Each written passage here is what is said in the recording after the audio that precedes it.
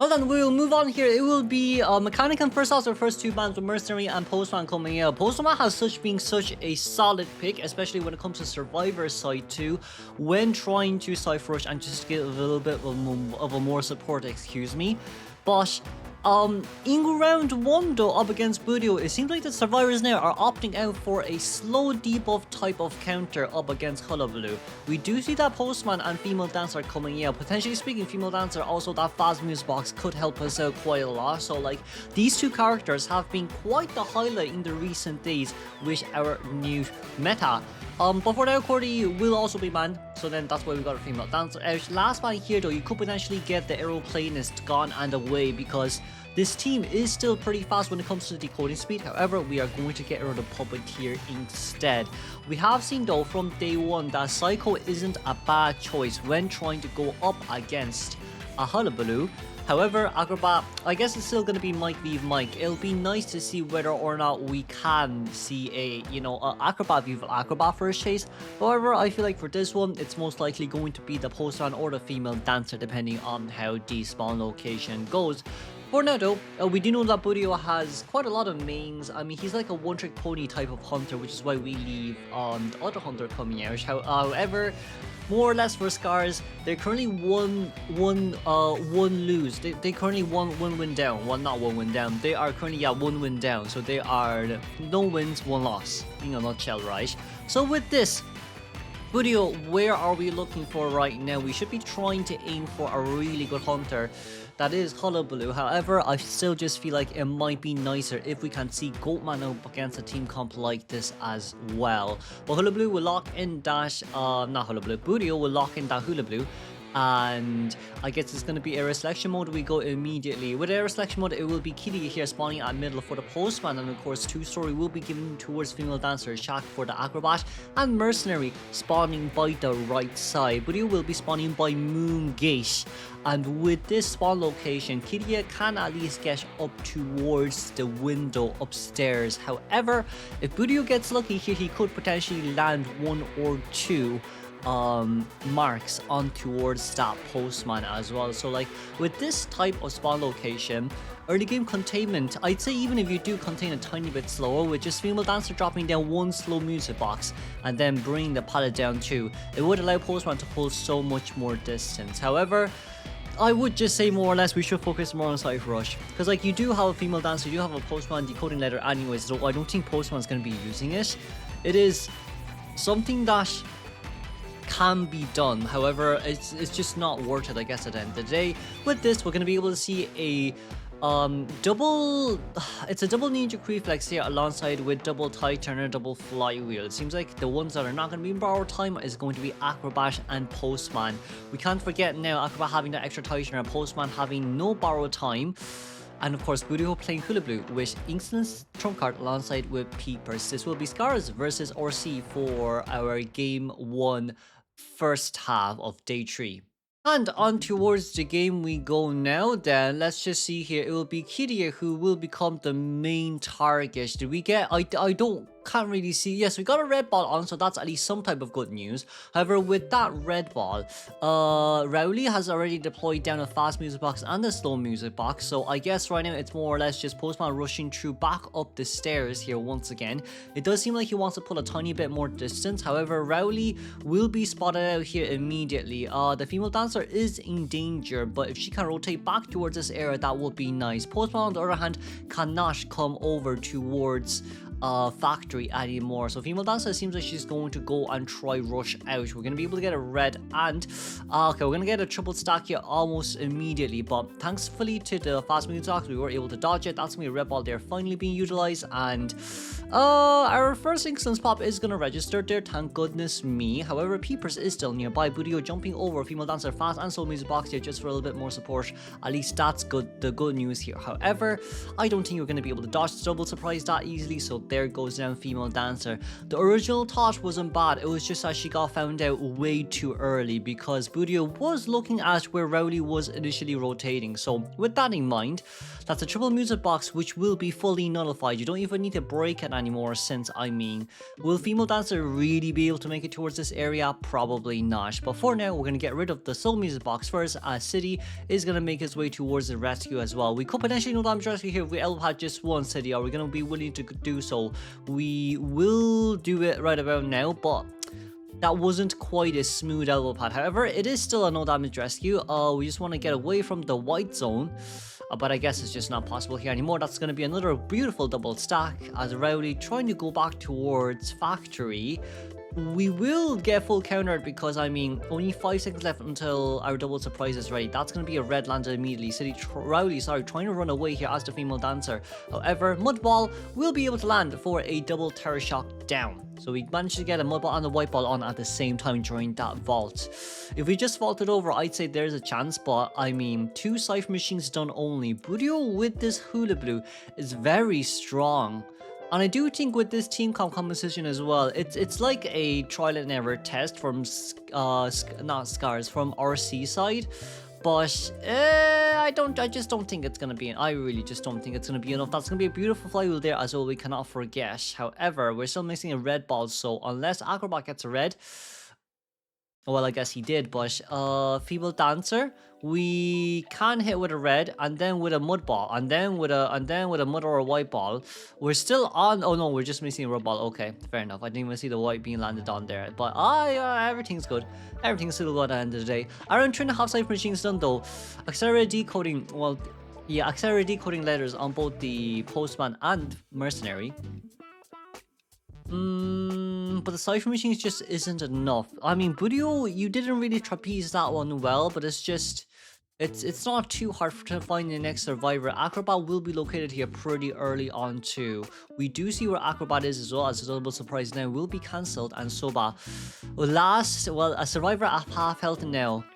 It's gonna be really hard of a last stand as Postman's already decoding the last cipher. However, Mercenary has activated his elbow pads actually, and Acro will go down.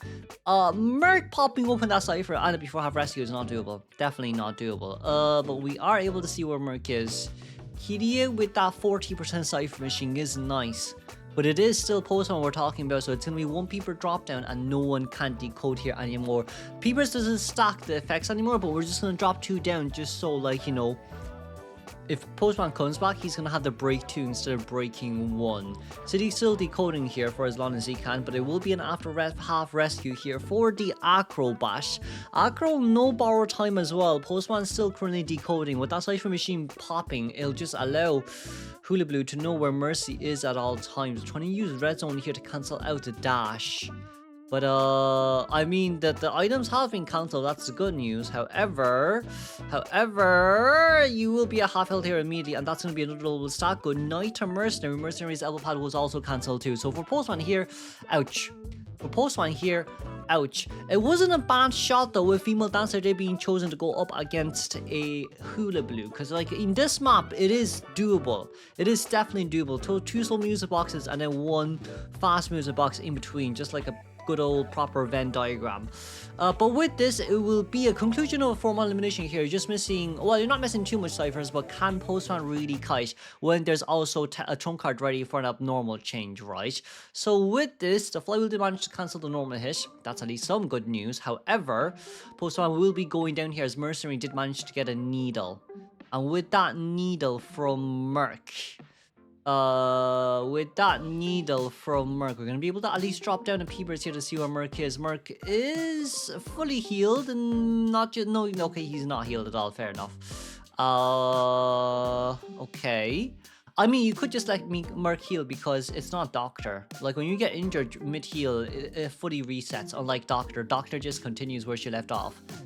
So yeah, there is also that too. With this in mind, we do know where the Postman is, and yeah, it is a guaranteed formal elimination. Let's move on straight to our second half. Seer and Mechanic first two ban here for Akka. We're gonna bring out, I would say here for the Scars, we just bring out as much tanky survivors as possible. Because like Akka's 100% either playing Goldman or Hullabaloo, right? And in a map like this, you can't choose between the two, so you might as well just choose a Puppeteer right around now. Puppeteer isn't such a bad pick here too. You already have the First Officer and the Psychologist. You might as well get them out as well, unless you want to use them for the later on rounds. But if you don't decide to choose them there, the next best pick would be Acrobat after all. But do you really want to put Acrobat in permabans compared to a Puppeteer? Nope, we're going to bring out the Female Dancer here instead. We're going to try replicate as much of last game here as possible. It seems like from the Japan division side, especially from pro players' point of view, Female Dancer is not a bad character in Leo. Well, she never was a bad character in Leo's memories. It's just that we want to provide as much assistance and support as possible. But that's probably why Burio also knew what Female Dancer was doing by spawning inside 2-story as well, right? That's kind of why Burio chased after Female Dancer too, because he also did realize, oh wait, Female Dancer is just going to loop around me in this area. Let's chase after her instead. But with the anti-current there last spam, Acrobat or Puppeteer, there's a choice between the two right now. We're gonna go okay, we're going Enchantress. We are going Enchantress. This is brilliant. Ench could possibly be the first chase. However, the only issue with Ench being played out here is your items will be locked if you're not careful. I guess since it is a long distance range stun, you could potentially, dodge it or just not get into the range. But it's more or less just still very... It's not something comforting. I don't think Ench excels at going up against Hullabaloo. I mean, on theory, yes, but in an actual practical game, no. It's kind of too hard. It is kind of too hard here.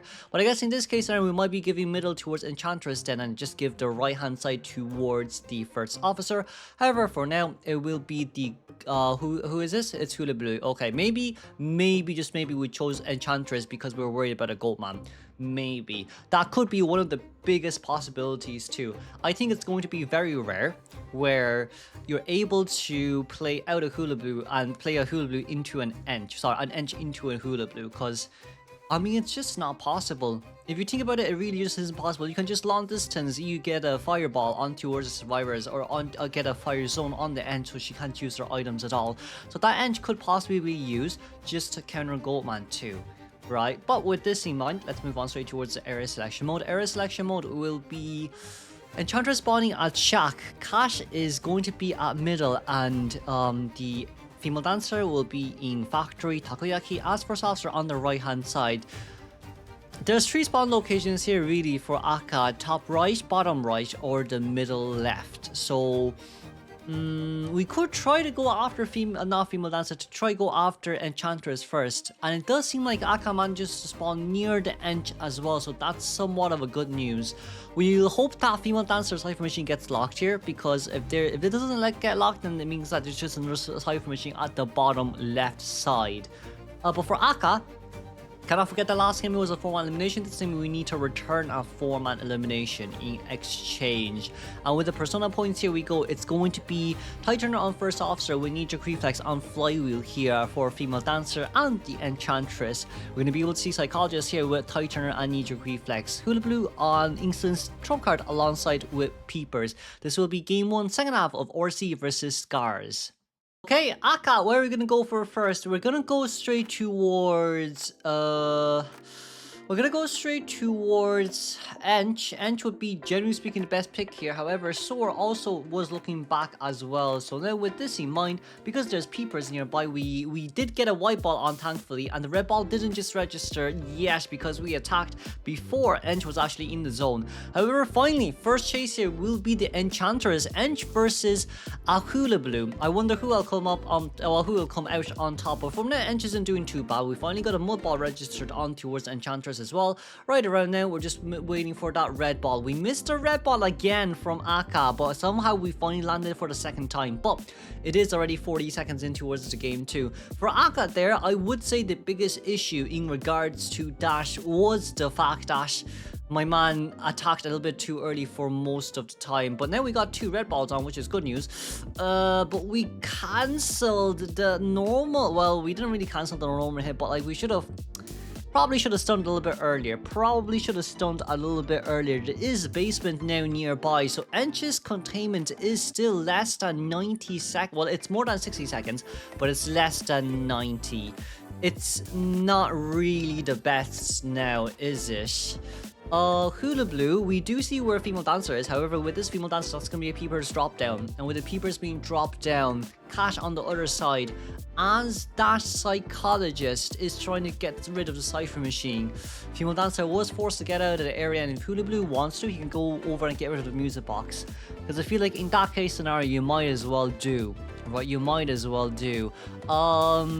We are going to get first officer to come in to rescue. I mean, for scars they want to sell, but even if they do sell here, it's pretty hard to even get it high. I say one man escape is also really hard too, especially with first officer being the one that's coming to rescue here. He got a red finally.